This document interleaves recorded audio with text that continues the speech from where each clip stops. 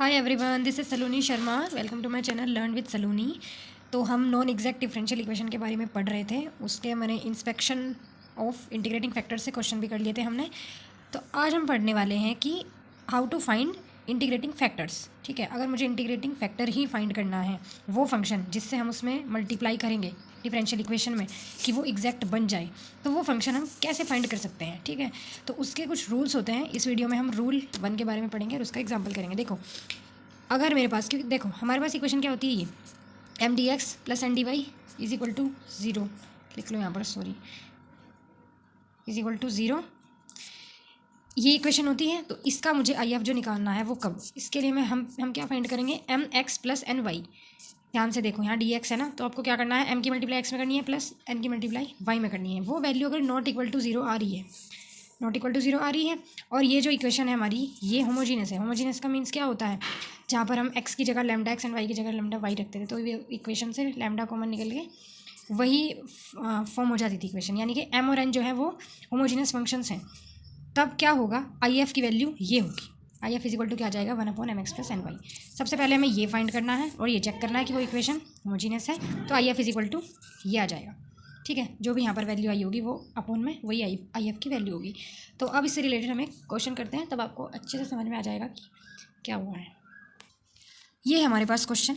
तो यहाँ पर अगर मैं देखूँ, एम की वैल्यू क्या हो जाएगी, ये X square Y minus 2xy square. N की वैल्यू क्या हो जाएगी, माइनस दिस, माइनस अंदर जाएगा, ये माइनस का हो जाएगा, एंड ये माइनस माइनस प्लस हो जाएगा, तो क्या आ जाएगा 3x square Y minus K X cube. M R N ये आगे। सबसे पहले हमें क्या करना होता है कि ये इक्वेशन एग्जैक्ट है या नहीं, तो हम क्या निकालते थे, del M over del Y and इधर del N over del X. यहाँ वाई के रिस्पेक्ट में करेंगे, एक्स कॉन्स्टेंट है तो आंसर क्या आ जाएगा, एक्स स्क्वायर माइनस, यहाँ पर ये कॉन्स्टेंट है, वाई का करेंगे तो क्या आएगा 2y, एंड ये 2x, तो क्या आ जाएगा 4xy। यहाँ पर x के रेस्पेक्ट में y एज ए कॉन्स्टेंट, तो यहाँ पर करेंगे ये कितना आ जाएगा 6x माइनस 3x स्क्वायर। तो दोनों वैल्यूज़ इक्वल नहीं है, तो ये नॉन एग्जैक्ट है। वैल्यूज़ इक्वल नहीं है तो it is a non exact differential equation. अब जब ये नॉन एग्जैक्ट है, तो अब चलते हैं इसकी आई एफ निकालने के प्रोसीजर पे। हम क्या निकालेंगे, M X plus N Y. तो एम की वैल्यू हमारे पास ये थी, इसकी मल्टीप्लाई एक्स में करो, X square Y minus 2xy square plus Y की multiply 3x square Y minus X cube. करो अंदर मल्टीप्लाई, तो ये कितना आ जाएगा, X cube Y minus 2x square Y square. ऐसे यहाँ पर करेंगे, ये आ जाएगा 3x square Y square and minus X cube Y. ये इससे कैंसिल हो जाएगा, ये कितना आ गया, 3 में से 2 जाएंगे तो आ जाएगा एक्स स्क्वायर वाई स्क्वायर। ये आ चुकी है इसकी value M X plus N Y की, and which is not equal to zero है। ज़ीरो तो नहीं आई है ना, तो ये कंडीशन फुलफिल हुई। अब हमें इक्वेशन चेक करनी है कि ये होमोजीनियस है या नहीं है। तो हम कैसे चेक किया करते थे, वाई की जगह हम क्या पुट किया करते थे, लैम्डा एक्स। एक्स की जगह भी हमें लैम्डा एक्स रखना होता था और इसकी जगह लैम्डा वाई। ठीक है, अब यहाँ पर रखो एक्स स्क्वायर, यानी कि लैम्डा स्क्वायर एक्स स्क्वायर, और वाई की जगह रखेंगे तो क्या आ जाएगा, लैम्डा वाई। ऐसे यहाँ पर 2, यह आ जाएगा लैम्डा एक्स, एंड ये lambda square and Y square. तो यहाँ से देखो, लैम्डा क्यूब कॉमन, यहाँ बचा एक्स स्क्वायर माइनस वाई, और यहाँ पर ये भी लैम्डा क्यूब कॉमन, और यहाँ बचा माइनस के 2xy स्क्वायर, तो ये कॉमन। तो लैम्डा क्यूब बाहर आ गया, ये जो फंक्शन है ये ऑलरेडी क्या बन गया, जो हमारे पास था। तो होमोजीनियस इक्वेशन कौन सी होती है, मेरी प्रीवियस वीडियोज़ में जब होमोजीनियस की जो वीडियो है आप वो जाके देख सकते हो, उसमें अच्छे से समझाया हुआ था। तो F lambda X common lambda Y is equal to किसके आएगा, लैम्डा की power N F X comma Y. Lambda की पावर कुछ बाहर निकल जाएगी, जैसे यहाँ पे क्यू आया है, और अंदर यही फंक्शन आ जाएगा जो हमारा गिवन होता है। तो एम और एन ऐसे दोनों ही क्या हैं, ये होमोजीनियस फंक्शंस हैं, तो इसलिए ये इक्वेशन होमोजीनियस है। तो हम यहाँ पर लिख देंगे कि and M and N are homogeneous functions. ठीक है, तो अब आई एफ की जो प्रोसीजर हमने पढ़ा है, आई एफ किसके इक्वल आ जाएगा, 1/, यही वाली जो वैल्यू आई है, यानी कि ये एक्स स्क्वायर वाई स्क्वायर। अब इसको हम क्या करेंगे, जो हमारी डिफरेंशियल इक्वेशन थी वहाँ पर इसकी मल्टीप्लाई कर देंगे, यही तो करते थे। इंटीग्रेटिंग फंक्शन होता ही वो फंक्शन है कि जिसको हम डिफरेंशियल इक्वेशन में मल्टीप्लाई कर दें तो वो एग्जैक्ट बन जाए। तो अब इसकी मल्टीप्लाई मैं कहाँ कर दूँगी, अपनी डिफरेंशियल इक्वेशन में। तो हमारी डिफरेंशियल इक्वेशन क्या थी, देखो ये थी, तो यहाँ पर भी अपोन में X square Y square, and यहाँ पर भी अपोन में X square Y square. Okay, तो हमने दोनों को डिवाइड कर दिया।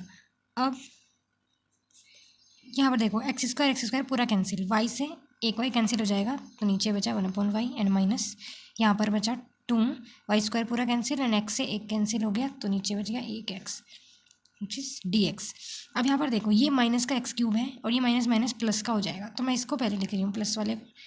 तो यहाँ पर बचेगा 3x² कैंसिल एंड नीचे बच गया एक y माइनस ये x³ है और नीचे x² तो y² एज इट इज़ रहेगा और इस x² से ऊपर बस एक x बच गया। So this is dy। अब नाउ हमारे पास क्या है, ये m है एंड ये n है। वापस हम इसको वैसे ही सोल्व करेंगे, चेक करेंगे कि ये एग्जैक्ट है या नहीं है। एग्जैक्ट आ जाएगी अभी ये, क्योंकि हमने IF से मल्टीप्लाई कर दी है और फिर हम इसको क्या कर देंगे, सोल्व कर देंगे एग्जैक्ट वाले मेथड से। ये हमने लिख दिया। अब y के रेस्पेक्ट में करना है, x कांस्टेंट है तो ये पूरी टर्म तो कांस्टेंट हो गई। 1/y का क्या हो जाएगा डिफरेंशियल माइनस के 1/y²। यहाँ पर x के रेस्पेक्ट में करना है तो ये वाली टर्म पूरी कैंसिल, यहाँ पर माइनस यस एंड ये जो है 1/y² एज इट इज़ आ जाएगा कांस्टेंट और x का करेंगे 1। तो ये दोनों क्या आ गए हमारे, इक्वल आ गए। तो ये एग्जैक्ट है, दोनों वैल्यूज़ इक्वल, तो hence it is exact differential equation. अब नाउ सॉल्यूशन क्या होता है, क्या सॉल्यूशन होता है, m dx और यहाँ पर हम क्या करेंगे, y को कांस्टेंट एज्यूम करते थे प्लस n dy और यहाँ पर क्या करेंगे, not contain terms of x is equal to c। तो अब यहाँ पर ये वैल्यूज़ आप रख दो सारी, m की वैल्यू रखो यहाँ पर, m की वैल्यू मैंने रख दी है। n के लिए देखो जो आपके क्वेश्चन में वैल्यू थी n की, x की टर्म नहीं इंक्लूड करनी, तो ये जो पूरी टर्म है ये पूरी हमने हटा दी यहाँ से। बस यहाँ पर हम लिखेंगे 3/y। अब इसको इंटीग्रेट कर दो बस।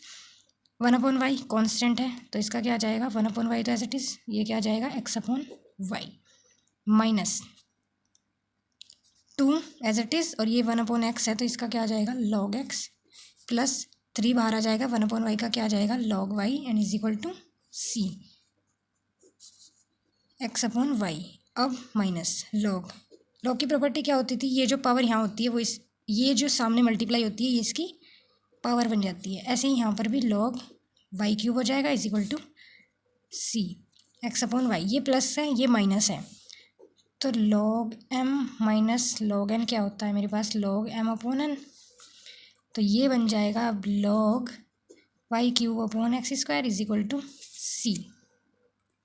और ये वाली जो भी हमने यहाँ पर यूज़ की थी इसको भी आप लिख सकते हो, m log n is equal to किसके होता है, n यहाँ पर है पूरा तो n की पावर हो गई ये m यहाँ पर चला गया। बस यही हमारा सॉल्यूशन है। आई होप आपको एग्जाम्पल समझ में आया होगा। Thank you so much for watching. अगर आपको मेरी वीडियो अच्छी लग रही है तो प्लीज़ अपने दोस्तों को भी शेयर करें जो ये टॉपिक समझना चाहते हैं। अब हम नेक्स्ट वीडियो में रूल नंबर 2 के बारे में पढ़ेंगे और उसके एग्जाम्पल करेंगे।